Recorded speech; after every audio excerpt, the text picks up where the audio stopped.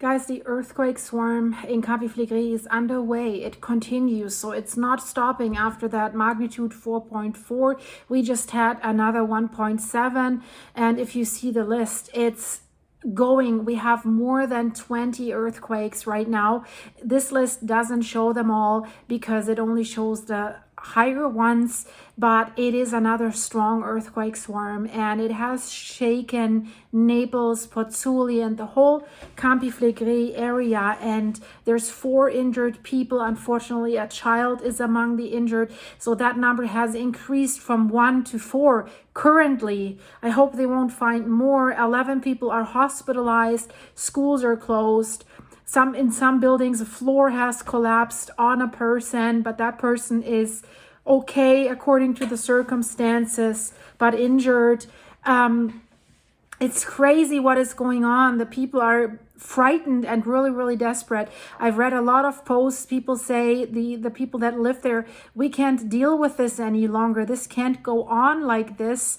And basically, also, the voices are becoming louder and louder, saying what has been done so far during this crisis is no longer enough for Campi Flegrei, and it hasn't been enough for quite a while.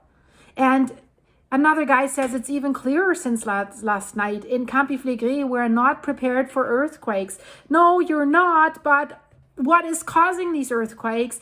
And there it is, really mind-blowing, I think, what the head of the INGV is saying. And we haven't really heard from him. For the last year and a half, I've never reported about this guy. There's always been other leading scientists that have spoken out. But now all of a sudden, the president of the INGV, Carlo Doglioni, says, yeah, the earthquake, the 4.4, was very strongly felt, and we expect more earthquakes. He says it was very superficial, very shallow. That is why it's doing more damage, and that's why it's being so strongly felt. And it's been more intense than the 4.4 that we had last year in May. So not even a year has passed, and there's another strong one, the strongest one in over 40 years. And he says in a press conference, and he said that they expect more tremors. He says an earthquake is energy. The more it is released superficially, shallow, the more we feel its macroseismic intensity that can lead to the fall of debris, as has happened in Bagnoli last night. We were expecting other tremors, yes, and there could be others. But here it comes, guys, really, obviously. But everything is normal for the Campi Flegrei. What? Also with regard to the speed of ground uplift. What? Again? I can't believe this, guys, because his own scientists keep saying something else. They're always saying, well, I'm not speaking officially for the INGV, but I'm speaking from my personal experience. But there are the scientists that are surveilling this thing. And they've been warning for years now. And they said this is not normal. Campi Flegrei has long periods of quiet. It only shows bradyseism before and after eruptions or intrusions. So he says, the recrudescence of ground uplift is typical of an active volcano. So don't worry. I mean, do you know how this crosses? It's typical for an active volcano. Oh yeah, active volcano. Volcano. And he says, as for the possibility of an eruption, at the moment, there is no evidence of magma rising. Either it cools in depth or it rises, but to date, we have no evidence of a rise. Guys, I'm just finishing how I call it in my memo level, my monstrosity video, where I explain you in a mind-blowing way with graphs and diagrams from the INGV, how much this has escalated over the last 15 years. When I saw the charts, I was like, gosh, this is worse than I thought. So at the moment, there is no evidence of an eruption. Well, are they saying this in Iceland as well, where we definitely know there's going to be an eruption? No, they're saying there will be an eruption. But we could also say about Iceland, well, at the moment, there is no evidence of magma rising because there is a land rise and earthquakes, like in Campi Flegrei. So, what the heck? I have to say that. This is absolutely crazy. Because the INGV scientists are Di Natale, Musumeci, Roberto Scandone, they're saying something completely different. And now there comes this guy, calm down, nothing to worry about. This is just normal for an active volcano. Yeah, active volcanoes have eruptions, right? Gosh, guys, really. And this is what just Di Natale was talking about when he said, well, you know, if the official body's telling you they're closely monitoring this thing, that doesn't guarantee safety. And this is a good example, in my opinion. So, you know, now people are getting more and more angry. They're sleeping in cars on the street. They're like, we don't know how much longer we can do this. We feel alone. We have no help. It's raining. It's bad weather. There seem to be no tents, no nothing, no civil defense with hot coffee or whatever. They're really, really angry. There's videos where there's one single car driving around trying to help these people. So it seems all these meetings, all these new plans, everything, the results here are the same, in my opinion, as they were in May 20th when the 4.4 hit. I don't see any improvement for these people. So there's a 5-year-old child and there's a woman that has splinters in her eye because of that. The woman was hit by glass shards in the eye, and that's dangerous, right? Then a wall that's surrounding a bell tower in Via Eurialo also fell down. So quite a bit of damage, way more damage than before. No significant like whole house collapse or anything, but people are, and I've read the comments, they're like, our houses are 100 years old, they're 80 years old, they will collapse. What do we do? Some say, really, you need to evacuate us. We can't go on like this. And some people that are sleeping in their cars tonight, they have said in interviews, well, we have to go to work tomorrow. What can we do? We just spent the night in the car and then we have to go to work. And the firefighters had to carry out 100 interventions. So people needed help. The 5-year-old boy, by the way, also has injuries from broken glass. And that's always with earthquakes. If people then start running out of buildings or whatever and windows are falling down, or if they're too close to something that is blasting, not good. I hope that they will all be okay. There were more people coming in spontaneously to emergency hospitals. 4 of them, they were so afraid. I think they had a panic attack. They reported they had chest tightness. One had elbow trauma. It is nerve-wracking for people because it's not just the earthquakes. It's the fear that underneath your feet, the supervolcano might erupt. Even with a small eruption, it would be devastating, guys. And we know that, right? You've been following my channel long enough. It's just so heartbreaking to see these people in their cars and they say, we can't anymore. We can't take it anymore. I mean, they have been rattled the whole February with this massive earthquake swarm. And they're saying, we feel abandoned. We don't want to stay home anymore. Everything was moving. Everything was falling. And one says, well, we want to leave. We want to be evacuated. But the resident says, we don't want to be evacuated because we want to leave our home. The resident says, I love my home, but we can't stay here anymore. And that's what the scientists are also saying, the INGV scientists. In leading positions, they're saying at least evacuate the red zone. And then they had a meeting for 2 days in Rome talking about increasing the alert level, they said at first, and then they came up with, let's add 2 more alert levels so that we don't have to drastically increase the alert level, right? So we don't have to, it's at yellow right now. We don't have to go to orange. So we could go to dark yellow and then to orange. So will they increase their alert level now? Many people don't even want to speak anymore. They're saying, what's the point? Does that change anything? We're left alone. They're saying we are at the mercy of this Brady seism. We are at the mercy of this volcano. Many are praying and they say, God help us. Please, God help us. This shock that they felt was really strong and really long. Stronger than the one last year.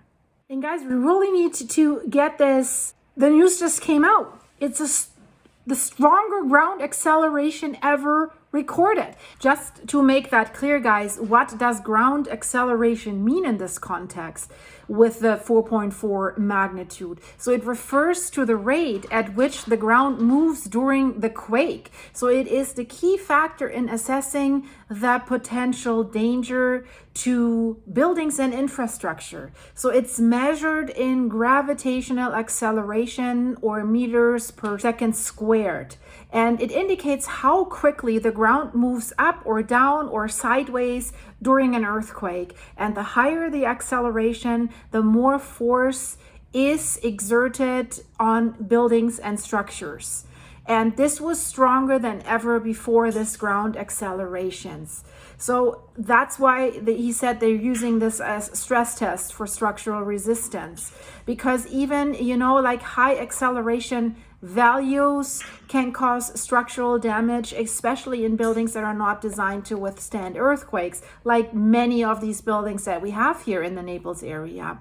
So in this case here, the ground acceleration was particularly strong and localized near the epicenter of the 4.4 magnitude earthquake, but also at the edge of the Solfatara crater and at an underwater monitoring station. So that is interesting. And you might wonder, is that the same as magnitude? No, it's not. So the magnitude basically measures the total energy that is released by an earthquake. And the ground acceleration means the shaking intensity at a specific location. So if we have a small earthquake, for example, very close to the surface, it can produce higher ground acceleration than an earthquake that occurs deeper underground. And this earthquake was very shallow, only 2.5 kilometers deep.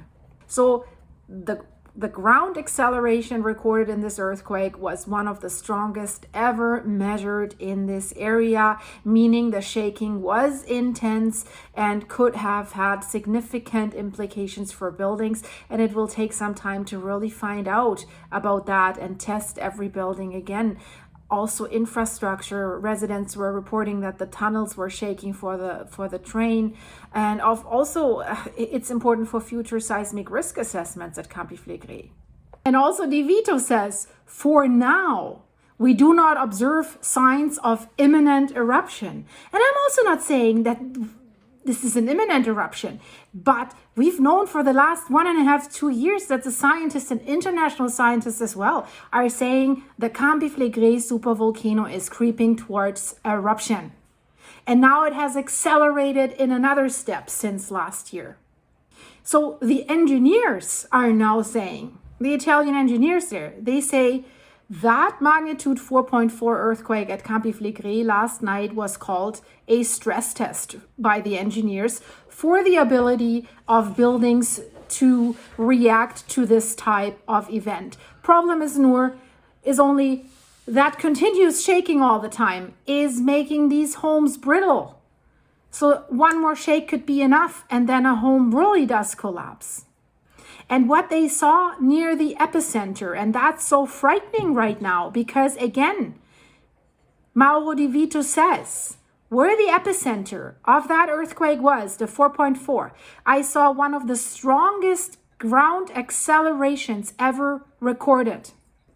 He says, this is his own word, the ground acceleration was very intense and localized near the epicenter.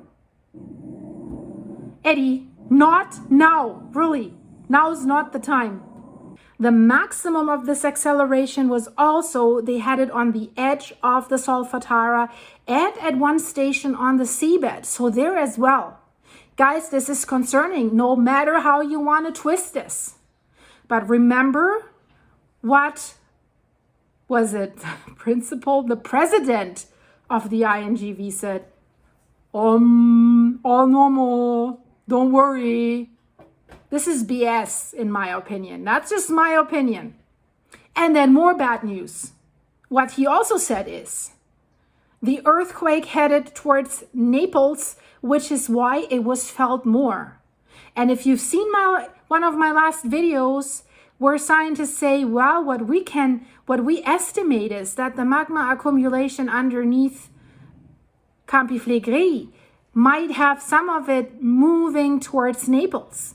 So these magma bodies can move. And I've just recently reported about Yellowstone, that they found that magma body. They were able to scan that basically, and they say it's moving northeast. So there's a new potential eruption site. So should that erupt, which is not estimated right now, Yellowstone, the location may change. Is this the same case here? If it's moving more towards Naples, that would be absolute devastating. So they were holding a conference with the director of the INGV and with all the leading scientists there after this earthquake at the conference hall of the Vesuvius Observatory of the INGV in Naples. What they explain is the earthquake was felt more in Naples because of the directionality. The waves were going towards Naples. And in Posillipo, that's where we had this super high ground acceleration. Also, the ground acceleration was 0.16. Just for this one event. And also they say that for now we do not observe signs of an imminent eruption. And then DeVito also says, in this earthquake right now, for the first time, significant accelerations were recorded also in Posillipo, the 0.16. And he confirms that for the last 3 weeks already. Why haven't they said something earlier? We have been recording an increase in ground uplift of 3 centimeters per month. They just said just for the last week. So now it's for the last 3 weeks. The weekly bulletins haven't said that. They only said 1.5. I'm surprised about that. So he says the event last night, that's location epicenter between Pietra and Bagnoli at a depth of only 2.5 kilometers, happened in a period of more intense ground deformation. And he says when that happens, the seismicity is always concentrated in the same seismogenic areas. He says from 2019 to today, seismicity with earthquakes of magnitude greater than 2.5 is concentrated in one area. But you can't predict earthquakes, right? But it's surprising. So he says in this dynamic of hydrothermal emission, that has also led to the problems of these carbon dioxide accumulations. They indicate a sustained and continuous phenomenon with respect to the seismicity expectations. So he says, as soon as this event occurred, we had an updated map of the ground deformation to verify if there had been variations in both the deformation fields and the speed. And he says, we immediately activated all the controls which are already on a daily base, right? And also the geochemical network they have activated to verify any variations in emissions and in the water bodies that are in the Flegreian field area and the Campi Flegrei area and that are rich in carbon dioxide. And he says, we have strong solidarity with the population for the inconveniences they are suffering. Inconvenience! This is just a nightmare, like a horror movie. And it always happens at night when the people are sleeping. So he was asked, what can happen now? So DeVito says, what we know is that this signal, together with the others, indicates that the progress is continuing with an intensity that varies over time, but is always very sustained. This is a typical sentence, right? What is he saying? It varies over time with an intensity, but the intensity varies, but the intensity stays intense. That's what he's saying. And it's always very sustained. So he's carefully saying, or he's avoiding to try to say it's going like that. And he says, we can expect more seismicity. Compared to the 1980s, the ground uplift was 14 centimeters per month. Yeah, but the situation in the 80s only lasted 2 years. And we're talking about almost 18 years here right now. And the overall uplift is way higher, 40 centimeters higher than in the 1980s. And he also says the two situations, the 80s and now, are quite different. In the 80s, the ground rose 1.85 meters in 2 years. And now, this crisis, where can this lead? He says, this is the answer that calms everyone down, guys. He says, well, where does this crisis lead? We know that we are on a volcano. Boof. That's a great answer. What does that mean? We know that we could be blown up. Without much warning, that's what the scientists are saying. Because they say the magma is already in an explosive state. So he works for the INGV. He's the director. And then the other guy that we just heard, the guy, tries to put the mantle of a flower carpet over it. So don't worry, right? Francesca Bianco, she's always working for the INGV in a leading position. So she also said the event was followed by other earthquakes. Now it is a swarm, but the energetic content is low. Really? With the 4.4?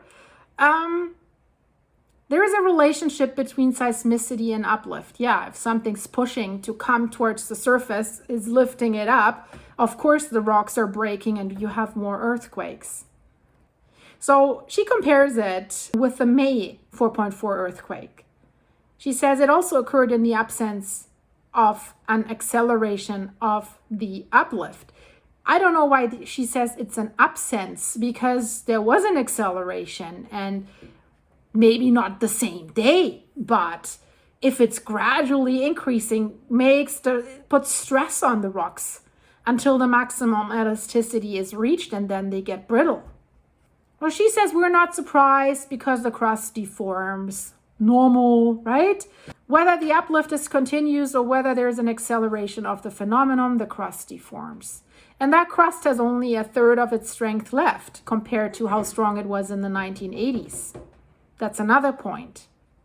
So she also tries to not such a big deal. We have physical laws since the 1800s that allow us to explain this relationship. This earthquake was felt more due to the superficiality and the directivity of the event.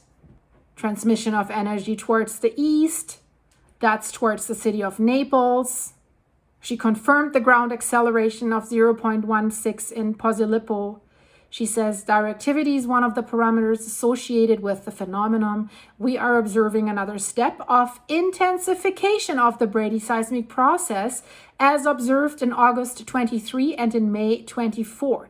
It is more intense, and the quake lasted longer than 24. And 23, that was only a 4.2.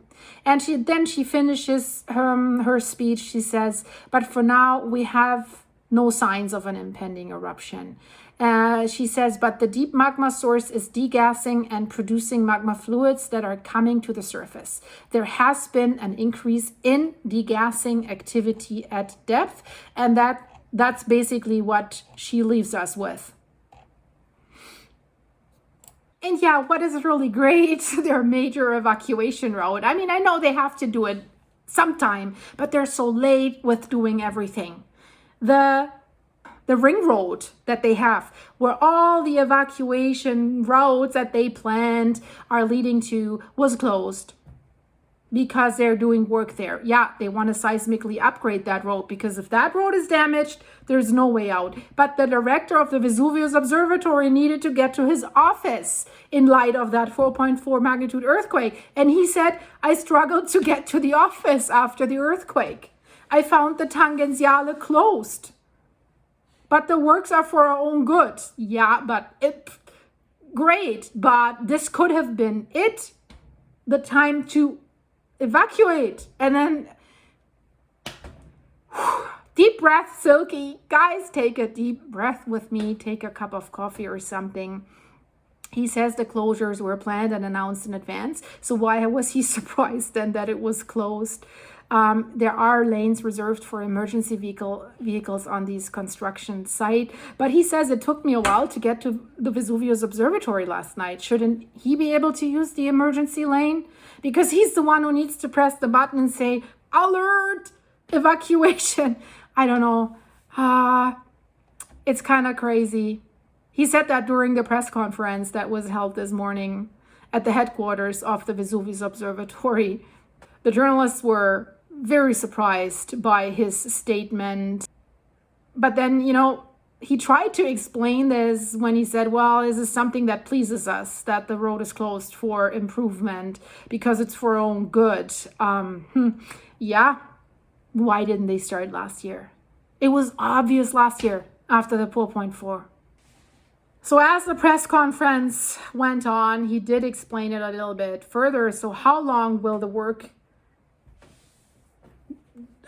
ring road, the Tangenziale, need to be closed? So it seems like they have this anti-seismic adaptation of the ring road. It's the A56 motorway. The structures must be adapted by law. Everything must be completed. Now comes by June 2027.